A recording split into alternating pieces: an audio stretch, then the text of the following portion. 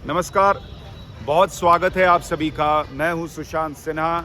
आज मैं आप लोगों को दिखाने वाला हूं उज्जैन के महाकाल कॉरिडोर की एक एक तस्वीर।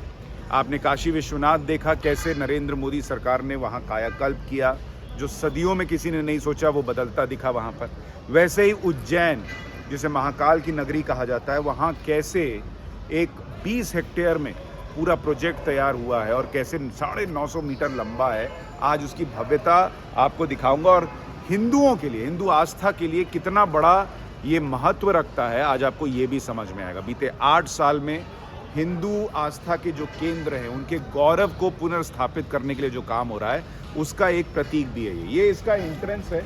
जैसे ही आप यहाँ पर आएंगे, अगर मैं आपको दिखाऊं इस एंट्रेंस को, देखिए यहाँ पर आप जैसे आएंगे आपको दिखेगा कि गणेश जी की मूर्ति लगी हुई है और इस तरफ अगर आप देखेंगे तो लिखा है आकाशे तारकम लिंगम पाताले हाटकेश्वरम मृत्युलोके महाकालम लिंग त्रयम नमोस्तुते। यानी आकाश में तारक लिंग, पाताल में हाटकेश्वर और मृत्युलोक जहां हम रहते हैं, यहां पर महाकाल का जो लिंग जो है वो तीनों ही उनको प्रणाम है। फिर आप यहां से अंदर घुसते हैं, ये बहुत ही बड़ा सा आपको गेट नज़र आता है।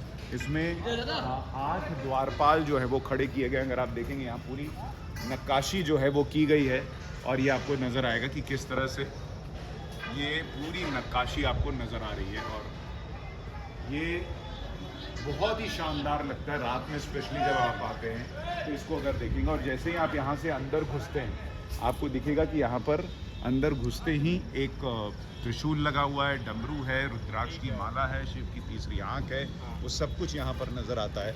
तो ये अंदर घुसते ही आपको महाकाल से, शिव से जोड़ने की प्रक्रिया जो है वो शुरू हो जाती है। ऊपर अगर आप देखेंगे, ऊपर किस तरह से यहाँ पर नंदी जी स्थापित किए गए हैं दोनों ही तरफ, वो नज़र आता है। इसके बाद मैं आपको दिखाता हूँ कि कैसे यहाँ पर इस पूरे कॉरिडोर के अंदर दीवारों पर जो है वो कलाकृतियाँ उकेरी गई हैं, जो अलग अलग कहानियाँ बयां करती हैं।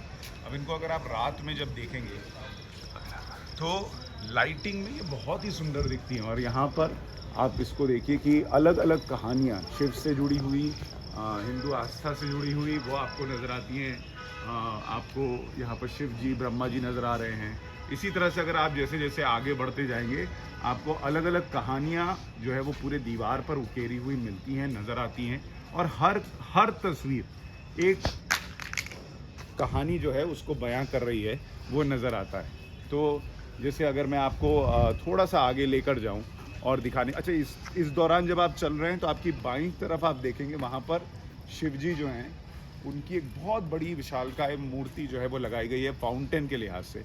तो वो भी अपने आप में बहुत खूबसूरत दिखता है जब आप उस फाउंटेन को देखते हैं। यहाँ पर आगे बढ़ते बढ़ते जब आप आते हैं, और अगर आपको मैं ये तस्वीर दिखाऊं कि कैसे शिव जी के विवाह के बारे में जिक्र है, कैसे सती के बारे में जिक्र है।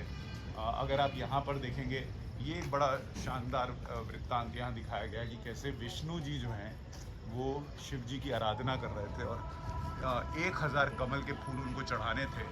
और जब 999 फूल उन्होंने चढ़ा दिए तो एक फूल जानबूझकर शिव जी ने गायब कर दिया उनका टेस्ट करने के लिए, और फिर उन्होंने अपने नयन उस पर चढ़ा दिए, जिससे शिव जी बहुत प्रभावित हुए। तो वो एक तस्वीर, एक कहानी निकल कर आती है। यहाँ पर आप देखिए कि किस तरह से सती जी को उनके पिता जो हैं वो रोकते हैं कि कैसे तुमने ऐसे व्यक्ति से संबंध स्थापित किया या ऐसा विवाह किया उसको लेकर। और इसके बाद शिव जी का जो रूप है, रौद्र रूप, वो यहाँ पर दिखाया गया है। तो ऐसी पूरी आप चलते चले जाएंगे और आपको इसी तरीके से कहानियाँ जो हैं वो नज़र आएंगी, किस तरह से वो दिखाई गई हैं। अब इधर दिखाते हैं। हाँ, बहुत लंबा कॉरिडोर है, सांस भी आपकी फूलेगी, लेकिन बीच बीच में आप जो है वो इन तस्वीरों को देखकर बड़ा अच्छा भी महसूस करेंगे। अब ये देखिए, ये जो पिलर्स लगाए गए हैं, इनमें भी 108 पिलर यहाँ पर लगाए गए हैं, दूर तक आप देखेंगे। और इनमें शिव के जो 108 नृत्य के रूप हैं या नृत्य के पोजीशंस हैं, उनको दिखाया गया है। ये पूरे पिलर्स जो हैं, और इनमें लाइटिंग की गई है, इनमें CCTV कैमरा लगा है, इसमें ऑडियो सिस्टम लगा हुआ है, तो वो सब कुछ नज़र आता है। अब इधर अगर आप देखें, इधर अगर हम चलते चले जाएं और रात में स्पेशली जब आप यहाँ पर हैं, अभी मौसम भी इतना अच्छा हुआ है कि आपको रात में यहाँ पर आने के बाद और जो शांति महसूस होती है, यहाँ से जाने का मन आपका करेगा नहीं। तो अब ये जो हिस्सा आप देख रहे हैं, यहाँ पर सप्त ऋषि दिखाए गए हैं जिनको भगवान शिव ने पहला अपना छात्र स्वीकार किया था। तो बीच में जो हिस्सा आप देख रहे हैं वो दिखाई देता है कि कैसे शिव के बारे में बताया गया है। चारों दिशा में शिव की मुख को दिखाया गया है। सबसे ऊपर पंचमुखी शिव हैं ये। तो सबसे ऊपर जो शिव है वो दक्षिण मुखी है, क्योंकि यहाँ जो ज्योतिर्लिंग है वो दक्षिण मुखी ज्योतिर्लिंग है और इकलौता दक्षिण मुखी ज्योतिर्लिंग है।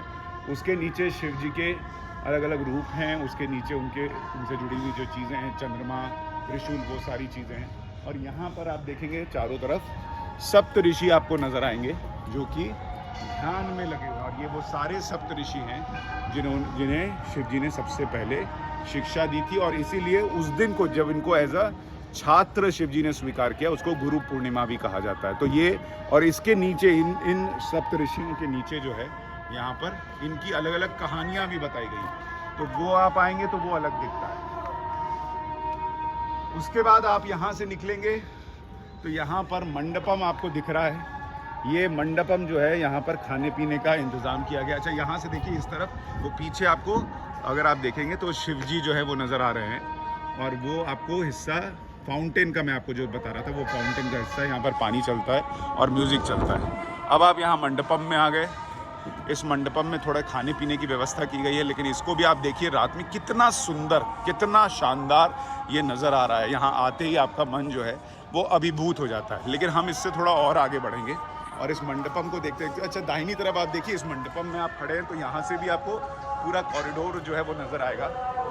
और बीच में जो आप पानी वाला हिस्सा देख रहे हैं, ये पानी वाला हिस्सा जो है ये रुद्र सागर है, जो अभी तो बिल्कुल साफ पानी आपको नज़र आ रहा है, लेकिन यहाँ पर जलकुंभी हुआ करते थे और पूरा ऐसा ढक गया था कि यहाँ पानी दिखता तक नहीं था। तो आप लोगों से यहाँ बात कीजिए तो वो कहते हैं कि ये तो सालों पहले हो सकता था, लेकिन कोई नरेंद्र मोदी जैसा आदमी लगता है जो कि ये करने की सोचे, वरना करने को तो बहुत कुछ हो सकता है। अब आप इस हिस्से में आते हैं जहाँ से दूसरा एंट्री पॉइंट बनाया जा रहा है। और यहाँ पर आप देखेंगे गणेश जी की एक 18 फीट ऊंची मूर्ति बनाई गई है। इधर आप देखेंगे कार्तिकेय जी की 18 फीट ऊंची मूर्ति बनाई गई है। और अब मैं आपको ये हिस्सा दिखा रहा हूँ, ये इतना शानदार है अगर आप इसको देखें कि किस तरह से यहाँ पर ये जो आप 3 सिर देख रहे हैं, इसको 3 असुर आप कह लीजिए, जिनको कि शिव जी ने मारा था, त्रिपुरासुर। ये 3 असुर थे और इनको मारने के लिए जिस रथ का इस्तेमाल किया गया वो पृथ्वी है। नीचे अगर देखेंगे एक चक्का जो है वो सूर्य है, दूसरा चंद्र है और ब्रह्मा जी जो हैं वो इस रथ को खींच रहे हैं। 4 घोड़े आपको नजर आएंगे जो 4 वेद हैं और ये दैत्य आपको नजर आ रहे हैं। और शिव जी जो हैं वो इनकी हत्या करते हैं, इनको मारते हैं, इनका वध करते हैं। और जो हथियार है वो खुद विष्णु जी। तो अपने आप में ये कहानी इतनी ज़बरदस्त है। और आज की तारीख में अगर आप देखें कि सारे देव मिलकर कैसे असुरों का अंत करते हैं, यही आज की तारीख में अगर आप देखें जो टेरर है, जो टेररिज्म है, जिसके ये प्रतीक हो सकते हैं ये 3 असुर, उनको भी मारना है तो सबको मिलकर ही मारना होगा। ये संदेश भी यहाँ से जाता है। तो ये बड़ा सुंदर है। तो ये इस हिस्सा भी आपको दिखाया। अब आपको थोड़ा अगले हिस्से में लिए चलता हूँ। और ये सारी चीज़ें देखते देखते करीब करीब आपको लगेगा कि आपने काफ़ी हिस्सा कवर किया। अच्छा, इधर एक चीज़ हमने नहीं दिखाई, 9 ग्रह हैं। उन 9 ग्रह के बारे में भी आपको थोड़ा सा बता देता हूँ कि किस तरह से यहाँ पर नवग्रह को भी दिखाया गया है। और इन नवग्रह के साथ सबसे कमाल की चीज़ एक ये भी दिखाई गई है कि बीच में सूर्य हैं और जो बाकी 9 ग्रह हैं, बुध हैं, चंद्रमा हैं, उनसे जुड़े हुए जो स्टोन्स होते हैं, जैसे ये देखिए आपको हरा रंग दिख रहा है, वो हरे रंग का जो स्टोन आप इससे जुड़ा हुआ पहनते हैं, या अगर ये चंद्रमा है, ये देखिए आप चंद्रमा से जुड़ा हुआ मून स्टोन कहा जाता है। तो यहाँ जो पत्थर है इनको सफ़ेद में रखा गया है। उधर पुखराज है जो बृहस्पति से जुड़ा हुआ है, उसको पीला दिखाया गया है। तो इस तरह से हर ग्रह से जुड़ा हुआ कौन सा रत्न जो है वो इस्तेमाल किया जाता है, वो भी दिखाने की कोशिश की गई है। सारे 9 ग्रह यहाँ पर आपको नजर आते हैं और बीच में सूर्य की वो आप देख सकते हैं। अब आपको इस हिस्से में लिए चलता हूँ। और ये जो वो स्टोन्स हैं, जैसे यहाँ देखिए पुखराज दिखाया गया है गुरु के लिए, तो ये पीले रंग में दिखाया गया। अब यहाँ से आगे बढ़ते हैं और उस हिस्से में ये चलता हूँ जहाँ से आप बढ़ते बढ़ते जो है पहुँचेंगे कॉरिडोर के उस क्षेत्र में जहाँ से आप महाकाल के दर्शन कर पाएंगे। तो थोड़ा सा आपको मैं दिखाता हूँ। ये देखिए यहाँ पर जो लाइटिंग की गई है, पूरी दीवार लाल सी दिख रही है, वो अपने आप में बहुत खूबसूरत है। और यहाँ आने के बाद आपको इस खूबसूरती को देखने के साथ साथ जो धर्म से जुड़े हुए किस्से कहानियाँ हैं, जो मान्यताएं हैं, उनको पढ़ना, उनको देखना, उनको समझना, वो अपने आप में अभिभूत करता है।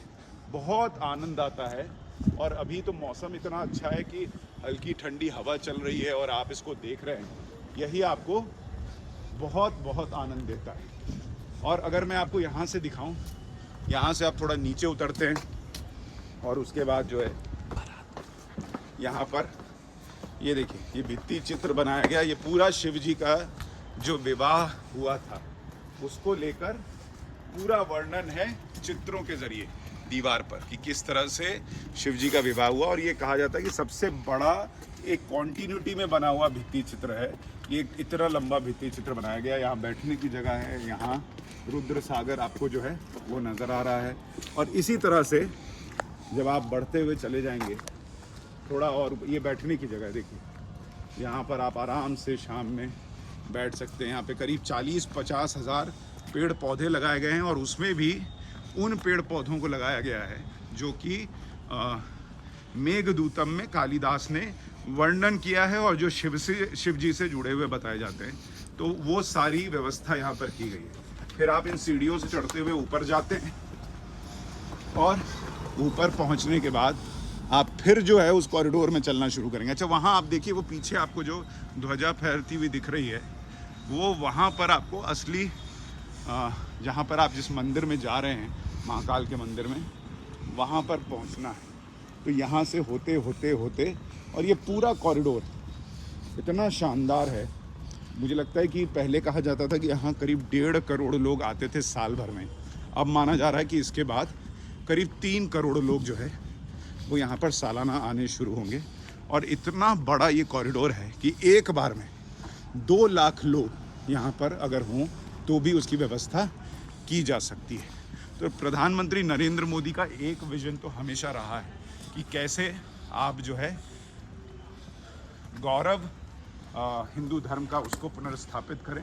और साथ ही इधर आप मूर्तियाँ भी देखते जाइए, किस तरह से मूर्तियाँ शानदार बनाई गई हैं और लाइटिंग के बाद वो और खूबसूरत दिखती है। तो प्रधानमंत्री के फोकस की मैं बात कर रहा था, उनका एक फोकस ये भी रहा है कि जो रिलीजियस टूरिज़्म है, यानी आप जब ऐसे दर्शन के लिए आते हैं, पहले आए मंदिर पे आए, आपने जल चढ़ाया, चले गए। अब आप जब यहाँ आते हैं तो यहाँ रुकने की व्यवस्था है, इसको देखने में आप ज़्यादा समय लगाते हैं, ज़्यादा लोगों के पास आकर्षण है। कई लोगों को लगता है सिर्फ पूजा पाठ करने क्या जाना। तो आप जब इन मूर्ति, काल भैरव को दिखाया गया है, तो जब इन मूर्तियों को भी आप देखते जाते हैं तो आने की और वजह मिल जाती हैं। और जब वो वजह मिल जाती है, ज़्यादा लोग आते हैं तो ज़्यादा रोज़गार बनते हैं। आसपास के लोग, हिंदू हों मुस्लिम हों, फ़र्क नहीं पड़ता, सबके घर चलने शुरू होते हैं, सबके घर में चीज़ें बेहतर होनी शुरू होती हैं। तो ये आप देखिए, ये कितना सुंदर मूर्ति है वो बनाई गई है, जिसमें शिव जी जब शादी के लिए तैयार हो रहे हैं तो विष्णु जी उनका, जैसे हमारे यहाँ दूल्हे को सिर पर मुकुट पहनाते हैं, वो वहाँ पर चंद्रमा उनको पहना रहे हैं, उसकी तस्वीर। आगे आप देखिए, आगे शिव जी के विवाह के वक्त उनकी जो सवारी निकली थी उसकी एक मूर्ति बनी हुई है और वहाँ पर नंदी जी के ऊपर शिव जी बैठे हुए हैं, वो नज़र आता है। तो ये भी बहुत सुंदर है। और इन चीज़ों को आप जैसे जैसे देखते जाएंगे, आपको यहाँ रुकने की और वजह मिलती चली जाएंगी, जिस तरह से ये। अब आप देखिए, इसमें नंदी जी के ऊपर शिव जी बैठे हुए हैं और ये उनकी बारात जो निकली थी उसके दृश्य। यहाँ से थोड़ा और आगे बढ़ते हैं, इधर भी आप देखिए, इधर कलाकृतियाँ बनी हुई हैं। और यहाँ से जब आप थोड़ा और आगे बढ़ते चले जाएंगे तो यहाँ रावण भी दिखता है, जो वो रावण जिसको लेकर आजकल बड़ी चर्चा है कि उसका लुक खिलजी जैसा कैसे बना दिया गया। उस रावण को अगर आप देखेंगे तो यहाँ पर उसका रूप वही दिखता है जो आपने मूल तौर पर देखा है आज से पहले, ये आदि पुरुष फिल्म से पहले वो भी है। और यहाँ पर ये दिखाया गया कि कैसे रावण जो है वो कैलाश पर्वत को हिला रहा था, शिव जी की आराधना भंग हुई, उन्होंने सिर्फ अपने अंगूठे से दबाया तो रावण का हाथ दब गया और उसके बाद जो है वो ऐसा चीखा कि पूरे ब्रह्मांड में उसकी चीख गई। तो रावण को पहले दशानन कहा जाता था, इसके बाद शिव जी ने, क्योंकि उसने शिव जी की आराधना की तो उसका नाम रावण रखा। तो यहाँ से आप चलते चले जाएंगे और ये पूरा कॉरिडोर है, कॉरिडोर से होते हुए गुजरते हुए ये देखिए शिव जी को विष पीते हुए यहाँ पर दिखाया गया है ये तस्वीर। तो हर एक चीज़ जो धर्म से जुड़ी है, महाकाल से जुड़ी है, शिव जी से जुड़ी हुई है, उसको दिखाया गया है। और यहाँ से इसी कॉरिडोर से होते हुए आप अंदर जाएंगे और अंदर जाने के बाद इसको जो है व्यवस्था की गई है कि आप कैसे ज्योतिर्लिंग जो है उस पर जल चढ़ा सकते हैं। तो ये और काफ़ी लंबा है, लेकिन इस पूरी तस्वीर को देखने के बाद इतना स्पष्ट हो जाता है कि कैसे देश में जो है हिंदुओं की आस्था को भी सम्मान मिलना कम से कम शुरू हुआ है। तो वो आस्था का सम्मान है, साथ ही जो रिलीजियस टूरिज़्म है उससे इकोनॉमी पर बेहतर असर होता है। तो वो एक साथ जो कहते हैं ना डबल इंजन की सरकार, यहाँ डबल इंजन वाले फ़ायदे हैं, एक साथ हिंदू आस्था को गौरवान्वित करना और साथ में अर्थव्यवस्था को भी रफ्तार देना। ये महाकाल का कॉरिडोर बहुत सुंदर है, ज़रूर आइए, ज़रूर देखिए। फ़िलहाल मुझे इजाज़त दीजिए, नमस्कार।